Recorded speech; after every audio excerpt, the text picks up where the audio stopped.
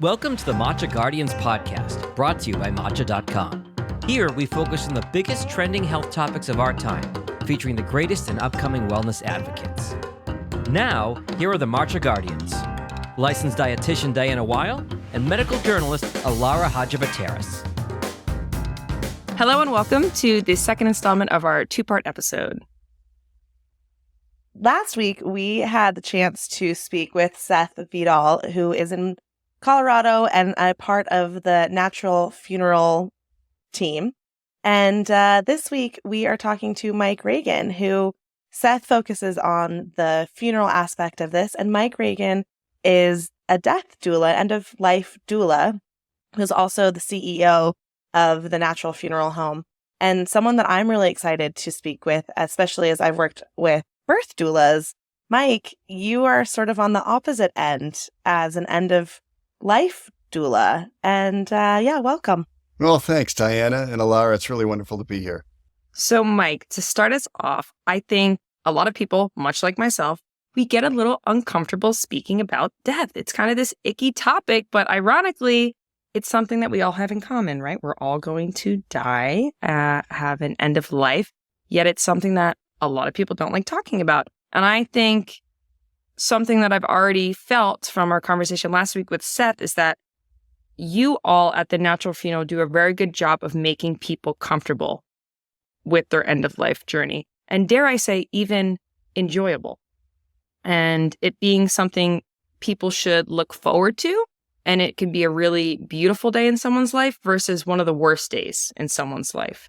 So going back to kind of what my question is, as an end-of-life doula, you're probably very good at knowing the right things to say to someone when maybe someone kind of has a loss of words. So can you speak to us more about the bedside manner of being a end-of-life doula? Sure. It's a great question, but I'll push back on your assumption that I happen to know the right things to say. In fact, I started off as a hospice volunteer. That's really what introduced me to end-of-life care.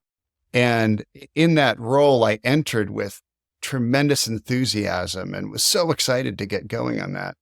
And I went through training, how to sit with folks at the end of life. And one of my expectations for that training was that I would come out with this tool belt and this sort of quiver full of all the right arrows and words to use and things to know and say. And what I can honestly share with you after having served hundreds, if not thousands of people at the end of life, is that the most important thing is to be present and to listen. And to not try and reach into that tool belt and pull out the right words. Being present allows what should naturally surface to surface. And the right words to say come in the moment as a result of being present. I know what a birth doula is, but I'm not actually sure what an end-of-life doula is. Can you just explain what that means? It's a beautiful role that has been introduced recently into the world of end-of-life care, and it really fills a gap that's existed for a while. It's a role that an individual plays that really complements hospice organizations. If you think about a hospice organization, they serve people that have been given less than 6 months to live as a prognosis, and they apply an interdisciplinary team of a physician and a nurse and a CNA and a social worker and a chaplain and oftentimes a volunteer. And that team is there to serve that individual from the point at which they enter hospice until the point at which their journey here as a human being ends. And unfortunately, there are governmental constraints over how much time hospice organizations are allowed to spend with individual patients. And so with a good, well-staffed and well-financed hospice organization, a patient may get a handful of visits a week from their hospice team. And those visits are usually around an hour, sometimes less. But in reality, families, particularly in our society here in the States, they could really use a lot more support dealing with this end of life process. And by that, I mean everything from just understanding what the end of life experience serves up to that patient. Some patients have family surrounding them, and those family members are not well versed in this experience, so they don't know what to expect. They tend to back off rather than lean in, because that's how society encourages us to deal with sick people. And, let the professionals deal with it. This is your loved one that's been given a terminal diagnosis. It's a blessing for them to get permission to lean in, to get in and cuddle with their loved one. And I've heard that's okay. I'm like, yeah, it's absolutely okay. Let's make sure that they're comfortable with that, and that's something that they want. But an end-of-life doula is really a guide for families and the individuals themselves that have been given that terminal diagnosis, to help them understand that the end-of-life process for most people in our society is one of fear, uncertainty, and even personal grief for that person that's dying. And with the guidance of an end-of-life doula, that period, the last chapter of their journey here on earth, and their story here, can be one of peace, of connection, and very deep meaning and comfort. And an end-of-life doula provides services to enable that. So I know that with a birth doula, part of the role is to support the partner as well as the birthing person. You know, that's a big role. And you kind of mentioned it in just your description that you're there for the person who is, in hospice, but that also maybe supporting the family. Is that a similar role as a birth doula, that you're also there to support the family, to support the person who's dying, or how does that work? No, you're spot on, Diana. That the scope of service that an end-of-life doula provides encompasses everyone that surrounds the patient that's facing the end of life. So, and that service can range from helping a loved one, maybe a spouse, build an end-of-life plan for their loved one. That may include facets of sort of tying up finances, of engaging with a funeral home to make sure that the loved one's wishes are respected and carried out once they do pass. It may be planning a ceremony after the death that aligns with their wishes. But it's also a more intimate consideration of the end of life, a period we call the vigil, when a patient enters that stage of active dying. That can be a couple of hours. It could be a few days. And it's really important for the patient themselves, as well as family members, to know what everyone would like when that time comes, because it will come. There are beautiful things to consider. For example, would the patient like to be at home? If they'd like to be at home, what room would they prefer to be in? When they're in that room, what's the best view? How should we position the bed? Would you like the window open? Would you like it closed? Would you like flowers? Would you like some essential oils in the room to create a scent that's pleasant? Would you like some music? If so, what kind of music?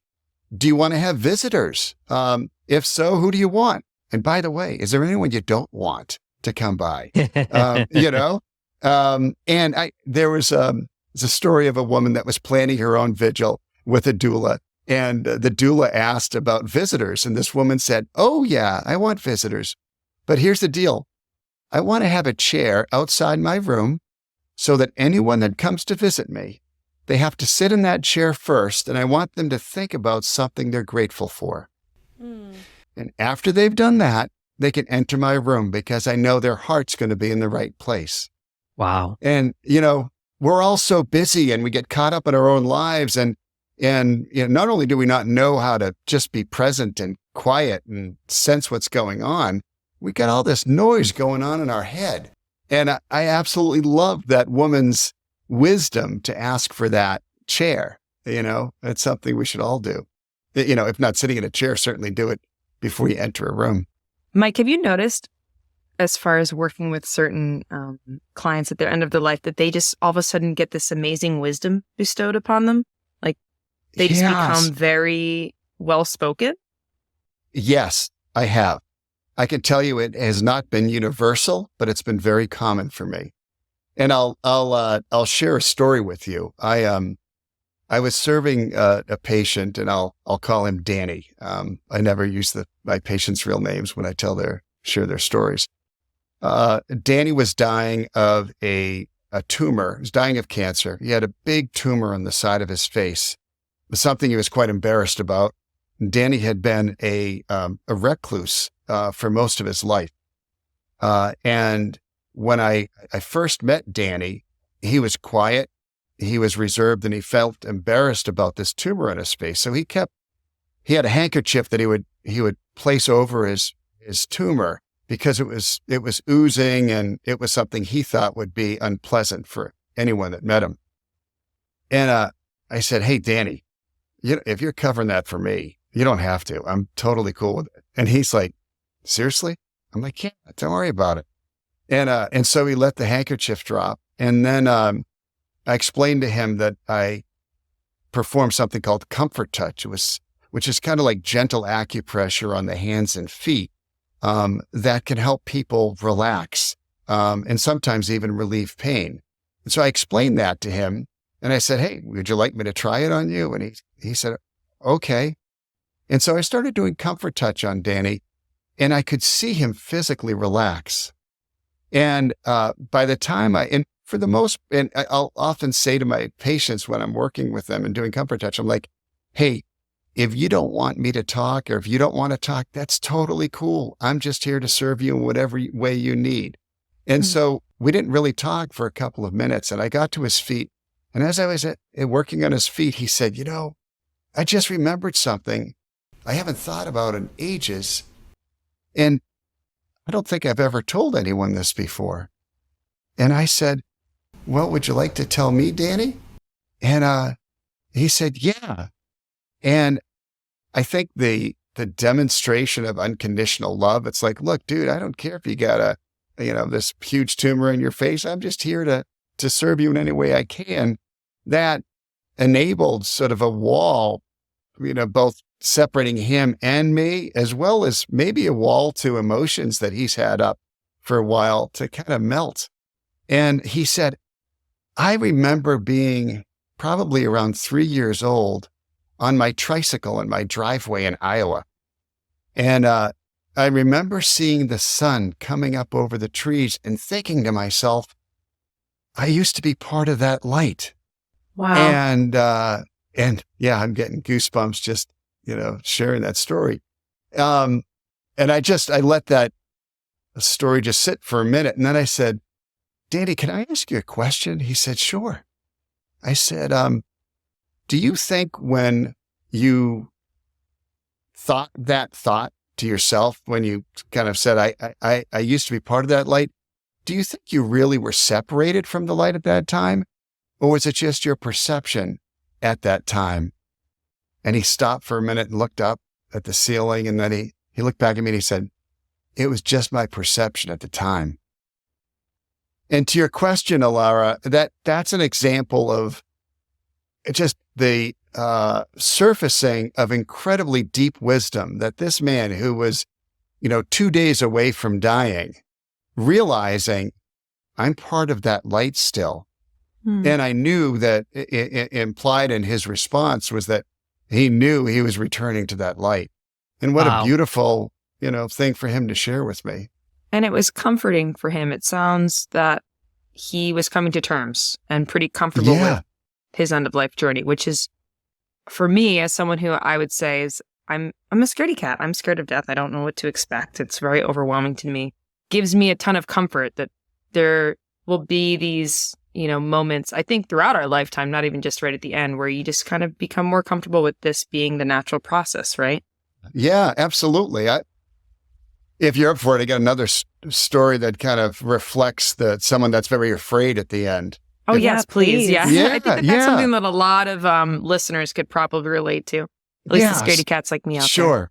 So I guess it's valuable for me to tee up the sort of my standard ritual. When I enter the room of one of my patients, I do the same thing every time. I'll stop at the door and I'll mentally do a check, and I will sort of check all of my stuff at the door, and take anything that's busy in my head or something that's been on my mind, and maybe something that's coming up, and try and check it so I could just be present with my patients.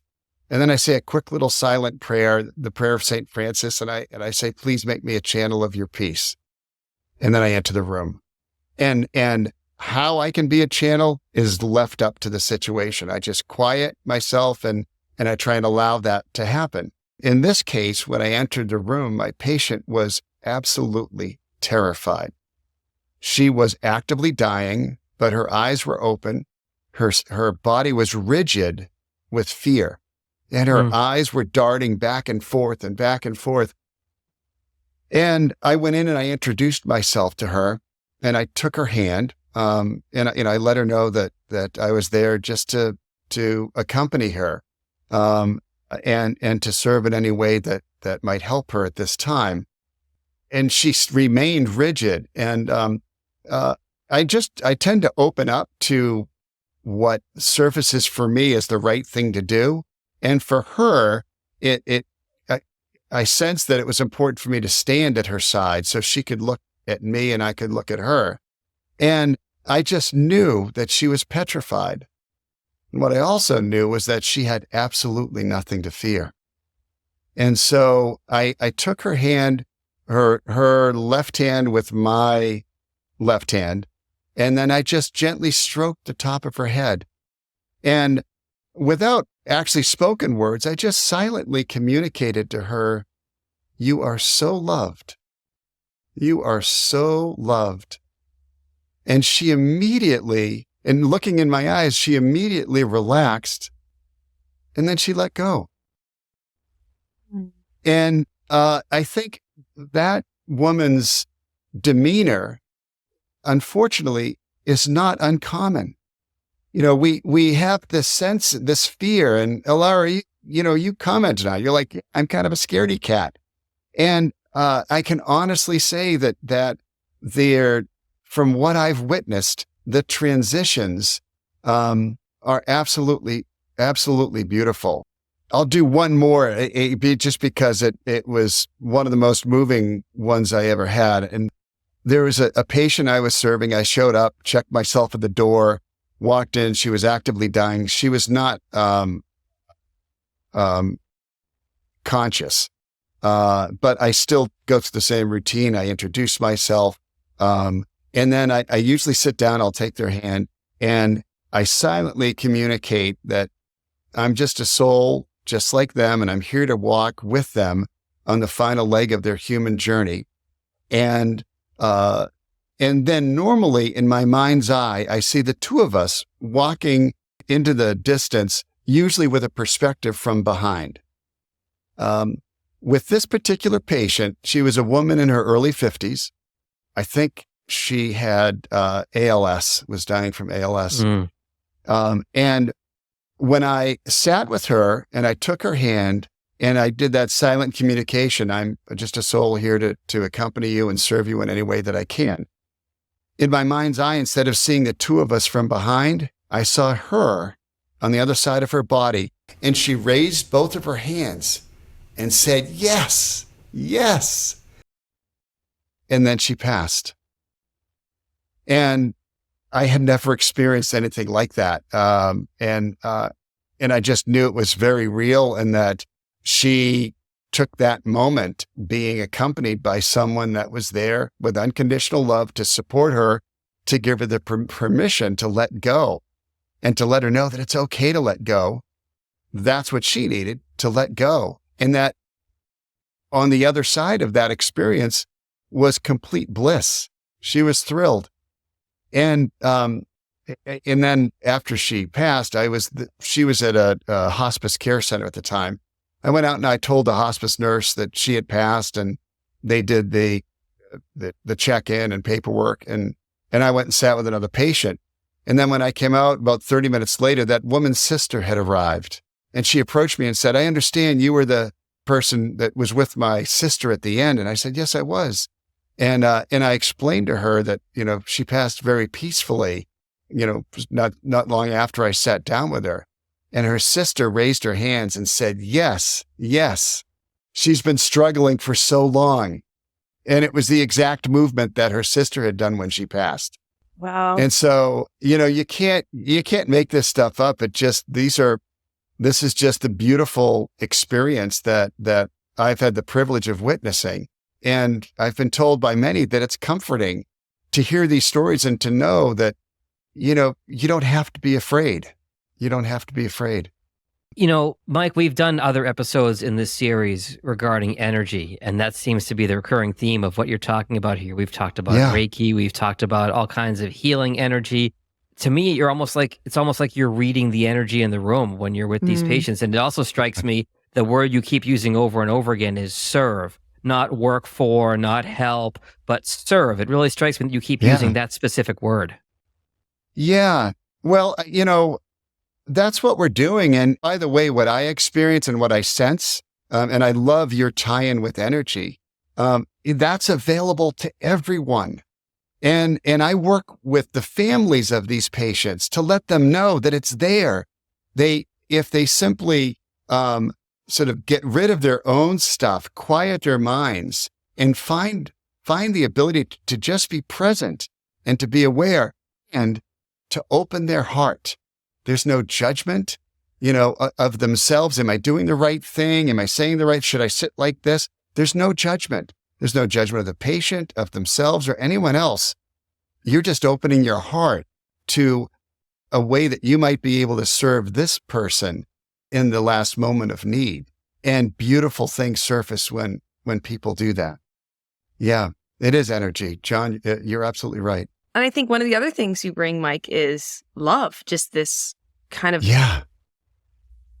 all this love comes in the room. So one of the questions I have is, how do you keep your level of love so high, right? Like, do you ever find that after a day, if working with several patients who have passed away, that you are drained doing this type of work? How do you keep your love arsenal just all fueled up all the time? How do you take care of you? Yeah, how do you take care of you while taking care of so many, people in this really hard transitional moment? Well, thank you. It's a good question. And I know that I worked with just some absolutely amazing individuals in hospice care. And that's very difficult work. And I think for hospice workers, it's different because they've got so many things that they have to perform. And yet most people that work in hospice do so because they're drawn to that work from their heart. And it's a struggle for them because they've got to do the paperwork. They've got to make sure all the processes and procedures they're performing are done in accordance with their manuals. And there's a lot of responsibility. And that, for many of them, that outweighs the amount of time they can spend opening their heart and serving. As an end-of-life doula, I'm able to just be and serve in whatever way that person needs. So to answer your question directly, I rarely leave a patient feeling tired. I feel sometimes energized and just overflowing with gratitude that I've been able to sit with this person and to serve with my heart, because fortunately, none of us has this limited reservoir of love. We don't. It's not like we give it out so there's only a little bit left. It's actually an ever-present resource that's available to us, and it's available to everyone.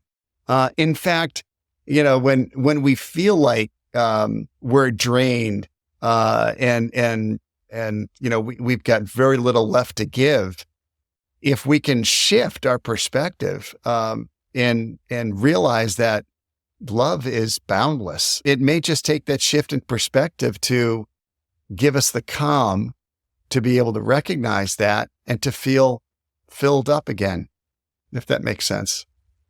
Yeah, that was a beautiful answer. I think back to what Alara said about being afraid of death, I think that's a very natural experience of first, Yeah. going Yeah. into something we don't know, right? I think Right. it's natural to fear the unknown. And I'm not someone who's been around death a lot. So I'm really curious from your perspective, someone who works in death, someone who is around death very frequently. And this is a personal question. So let me know if it's too personal. But I'm just curious, like, how do you feel about death? How do you feel about even your own death? What's your sort of perspective of death? I'll share my perspective in just a second, but I will, on the topic of fear, I would say oftentimes I'll ask my patients, are they afraid of dying? And if they say yes, then I ask a qualifying question. Are you afraid of the dying process, or are you afraid of what happens next? Mm. And if they're afraid of the dying process, they're usually afraid of pain. Mm. And the beautiful thing about hospice is that the hospice practice is geared towards minimizing pain and providing comfort. And in today's state of medicine, it's very much available, this ability to mitigate pain at the end. So if one chooses to go into hospice care, hopefully their fear of the end being painful can be addressed. The fear of, what happens next, or fear of the unknown, that's a little more complicated. That's the one that gets me. It's the just like lights off, show's over. Yeah. Well, so I could see if someone believes firmly that there's nothing beyond this life, then they're probably going to cling to every last bit of this human experience that they can. And I could see how fear of nothingness could be real. I can honestly say my personal belief about what happens next provides me with tremendous peace and comfort, not just about my own death and what's going to happen to me, but in my ability to sit and serve my patients at the end. And my work has only deepened my understanding that there's so much more beyond this human experience, that we do move on. That woman that, raised her hands and said, yes, yes, it's remarkable. It's indicative of, yeah, there's something else there. I can't explain how I was able to see her on the other side of her body. Some people might describe that as her soul moving on to the next stage, right? I don't know how I'm able to see that. It's probably tied to energy, like John was talking about, and maybe a temporary ability to connect in a way that science can't explain. But I don't question at all the validity of that. And I view that as evidence that, yeah, there absolutely is something that we move on to. And every one of my experiences that has given me a glimpse into the other side is indicative of an absolutely beautiful experience that we're all destined to have. One thing we talked about with Seth is that, at least in the United States, in traditional funerals, the body is very quickly taken away. The family doesn't have much interaction with the body. And I know that the natural funeral is trying to change that process, but it just makes me wonder, as an end of care doula, how do you wish the conversation would change around death in the United States? Wow, that's a great question. And there are a lot of things that should change. First of all, I think we've got to get rid of this encouraged perspective that we don't talk about death. I don't want to, why are we talking about death? No, that's uncomfortable. People don't want to do that. We've got to get rid of that, because to the extent that we start talking about death, we can find ourselves living life more fully. When we talk about what happens at the end, because, we don't know when our ticket's punched, when our journey here on earth as a human being is going to end. Some people that get, those people that get terminal diagnoses get a better handle on that. But we don't know. But what we do know is everyone's going to die. And so let's talk about that reality. We talk about birth all the time and, how wonderful that is. And we hone in on, and what was the birth like? And, we're going to prepare for it. And we're comfortable talking about that. Well, the reality is we're all going to exit at some point as well. And let's have a conversation about it. As it relates to caring for a loved one after they die, the inclination to take a hands-off approach, because that's just not the way it's done. You call the guy in the black suit and he takes care of the body, because I'm not really sure, but we're not supposed to touch a dead body.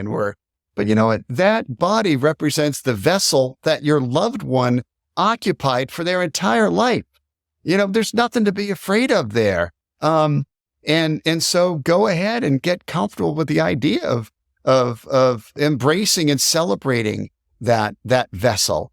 And for heaven's sakes, don't pump it full of toxic chemicals and and do all the things that traditions would have us do. Care for it in a much more reverent way. And by the way, it's okay to do that. I think Seth may have covered the concept of reverent body care when we bring families into our funeral home, and, to allow the family members to wash the feet of their loved one, and use that as a moment to allow stories to surface of where these feet have been. And when you're washing their hands, what have these hands done? And gosh, I remember when Mom knitted me that sweater, and I still have it in my closet because it's really ugly, but Mom made it with love, and it's beautiful when we can allow those barriers to just drop, and those sort of expected restrictions to fall away, and to just be natural and allow. That's what I would say about, what needs to change. Mike, do you feel like assisted suicides needs to be part of the conversation as well?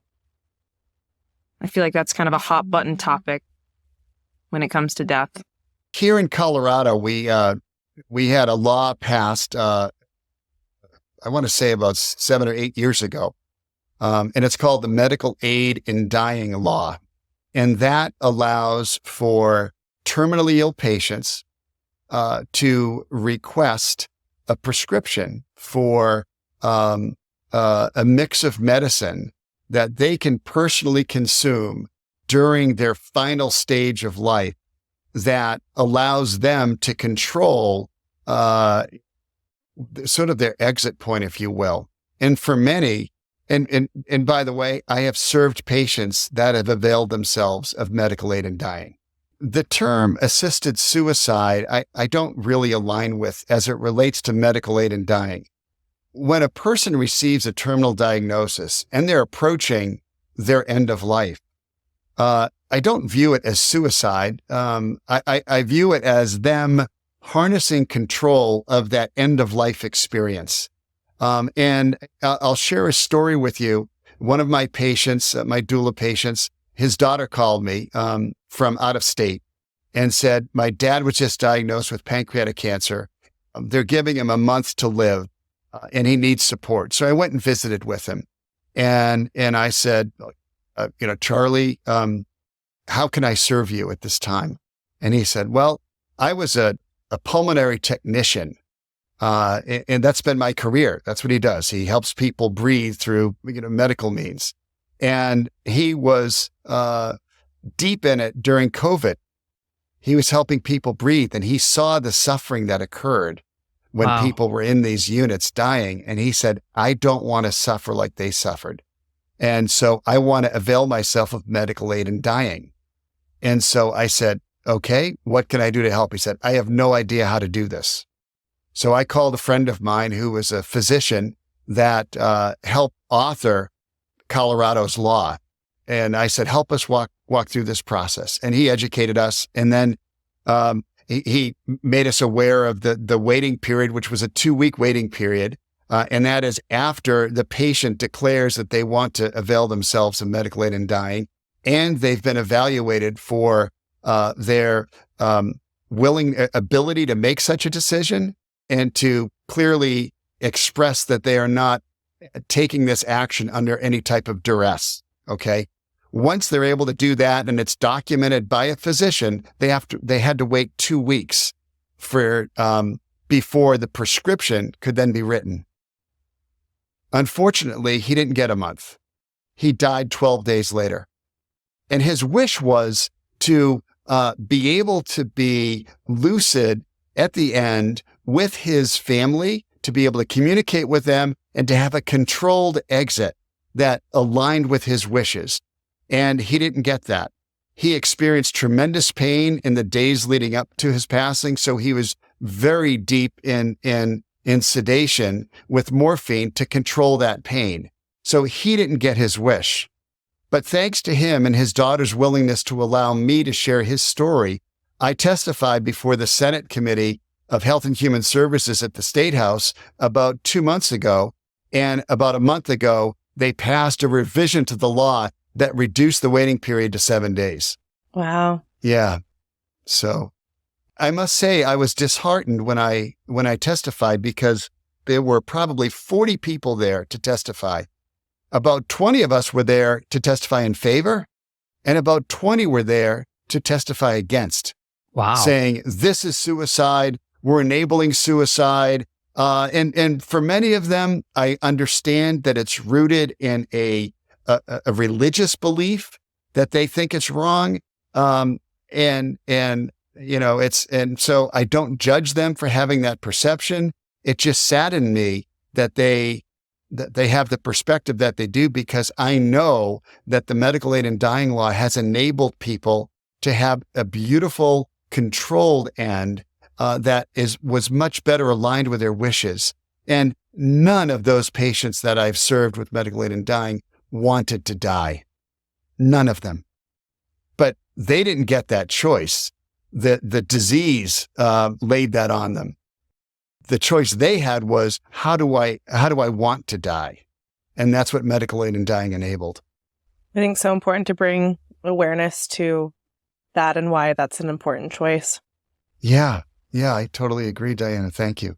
Yeah, to just give some grace at the end, I think is paramount. I think it's so important. And I'm just happy that we're starting to have those conversations and that we're starting to see legal momentum in that direction. Yes, I couldn't agree more. Yeah, thank you all for that support. Mike, when is the right time to bring in a death doula? And what is the process? Great question. Thank you. I think, I don't think it's ever too early to start talking about how you might leverage a death doula or an end-of-life guide at the end. People should start talking about it now. It's a service that has such a broad spectrum of ways in which it can serve a family, from end-of-life planning and, the documentation of getting your wishes, onto, the legal documents that need to reflect your wishes, to planning for the vigil, to having hands-on support during the vigil, and to be able to coach the family, in ways that enable them to have that beautiful experience, loving connection with their loved one at the end, rather than having that end period be filled with fear and uncertainty. So start talking about it now. When would you call a doula? I think a good time is when you or someone you love receives a terminal diagnosis, and explore what ways a doula might be able to serve you. So many of us haven't walked this path before. Maybe you have walked the path before and you don't need the support of a doula. That's okay, but that's rare. If you've got a loved one that's been diagnosed with a terminal illness, and you haven't walked this path before, a doula can walk alongside you, not to take away anything that you might do, but simply to support you and give you the insight, the understanding, and the comfort to be able to serve your loved one really well in a way that is meaningful for them and for you. I think that a workshop right now, I've been thinking, I guess, about life and death a lot more now that I'm a mother. Yeah. It's at the top of the mind, right? All the accidents that can happen with the baby, this and that. So I think to myself, I would love to work with you now, Mike, like just from I don't know, I shouldn't say a preventative perspective, but just being able to have a bit more grace in dealing with end of life conversation, just because I am getting older. Unfortunately, a lot of my loved ones are getting older too. They're healthy right now, but that might not be the case a year, 5 years, 10 years from now. So how can I take advantage of the time that I have now with them before that terminal illness arrives? Do you ever kind of help people like with that stage, even before there's any talk of death, right? Like, how could I have a conversation with not my 5-month-old, but maybe when my son is 5 years old? I love that you asked that question, Laura. That's it's beautiful, and I wish everyone had the wisdom to ask that question. I would start by just reading, study up on it. I'll share with you that the book that he doesn't know it, but he's my mentor in this whole field. It's a gentleman by the name of Frank Ostaseski. He was one of the founders of the Zen Hospice project in San Francisco, and he wrote a book called The 5 Invitations: What Death Has Taught Me About Living Fully. And it is an absolutely beautiful book that not only helps educate us about how to sit with the dying and how to serve them, but also the life lessons that can inform us how to live fully now and to talk about these things. In fact, when you mentioned how to talk to kids about it, he talked about a time when he was with kids and he used to take them into the woods and, in small groups, and they would look around and explore dead things that they found. And, maybe it's a leaf that fell from the tree. Maybe it's the fall. And he'd get kids to talk about and make up stories. And what's this leaf for? Oh, it's going to be a bed for this little ant. And, it's like he was able to foster a discussion about death as being natural and that it happens to all living things. And that's a very small piece of his book. I'd start investigating, talking about it, exploring questions, admitting your fears and exploring, why am I afraid of that? And how might my fear be conquered? What's available to me? So I would say open up, have dialogue and read up on it. I love the idea of getting out into nature as well. I'd say that was not that I'm a self-proclaimed scaredy cat of death, but I did grow up on a farm. So I did see a fair amount of life and death from an early age. And reflecting back, I do think that that's helped me a bit. It's primed me a bit in a good way as far as knowing, that there's this beautiful cyclical process that happens, but it's not necessarily lights out at the end. I shouldn't say that. Yeah. Mike, do you find when people ask you what you do, two questions, do you say that you're a death doula and that you are a CEO of a funeral home? And do you find, what are people's reactions? Do they immediately exit the conversation? No, not really. I usually by the time that comes up, I've been engaging with them and I'm just a normal guy. I mean, we tell jokes, we talk about current affairs and then they get around to, oh, by the way, what do you do? And then it's like, wait a minute, you seem like a kind of normal, well, not maybe normal, but and then they're like, we just kind of ease into it. And the reality is that those walls that are built up, that society has built up, they're not that thick because reality is so close at hand. We're all going to die. Anyone that asks me that question has had a family member that's passed. And so we're not as far removed as some might like to think we are. And so we can go there fairly quickly. And when I explain it in a way that is gentle and I'm not scaring anyone and, it's talking about life and death is part of life. So we get around that awkwardness pretty quickly with most people. So Mike, what is a life lesson that you have had to learn the hard way? I'd probably say that lesson I mentioned earlier, which was having an expectations that in order to serve someone at the end of life, I've got to show up with this toolkit and know the right thing to say. that was a really, really bad assumption. I've been with people trying to pull out the right thing to say and said the absolutely wrong thing. And that's awkward. The reality is they got past it and I got past it, but I really missed an opportunity to observe them. So the lesson I had to learn and embrace was that the most important thing is to simply be present and to open to what love and energy may provide as insight. And that enables and empowers me to then serve my clients. Yeah. That's a great answer. So kind of the opposite of that question. What is a mantra or a lesson that you have learned from a loved one or a friend or a mentor that you kind of live life by? And it doesn't have to be something, that you've always used as a mantra, but just sort of in this season of life. So I met Seth Viddal in a mindfulness training course for hospice volunteers. And the course was designed to help us understand how to sit and to be present with people we're serving at the end of life. And there's a lot of Buddhism and Buddhist practices that are used in that training program. And I think the greatest lesson that I learned from that is aligned with this idea of being present, kind of void of our own stuff. And I am far from perfect in embracing this, but in my imperfection, I strive to align with the mantra of I am loving awareness. I am loving awareness. Because embedded in that is, in order to be aware, you have to be present. You can't have other stuff you're thinking about because then you're not aware, right? And I want to be aware and present with love.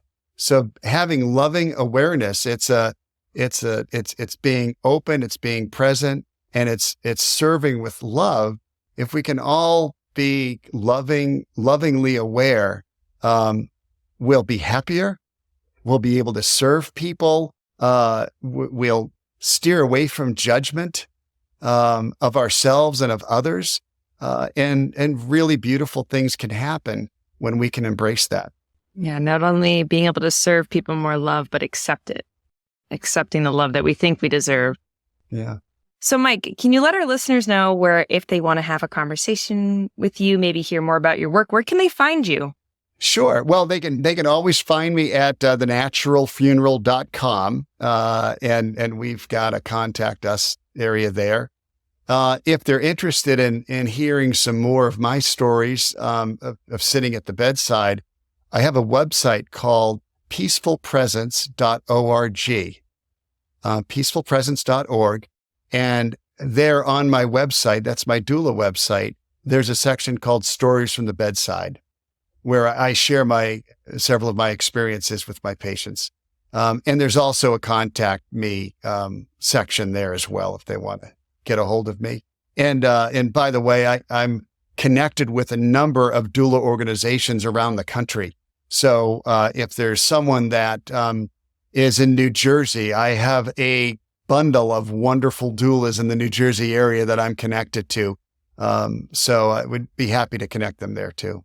So. Well, thank you so much, Mike. And I just want to remind our listeners that if you haven't checked out the first part of this episode with Seth, it's a really great listen, and I highly encourage you to go back and listen to that one. Thank you for being here. Okay, great. Yeah, thank you all very much. It's been my pleasure. Sip, savor, and live well with new episodes of the Matcha Guardians every Wednesday. Follow our show for free on Apple, Spotify, YouTube, or wherever you're listening right now. Leave your questions and comments below. Find us on Instagram at The Matcha Guardians, or click on matcha.com.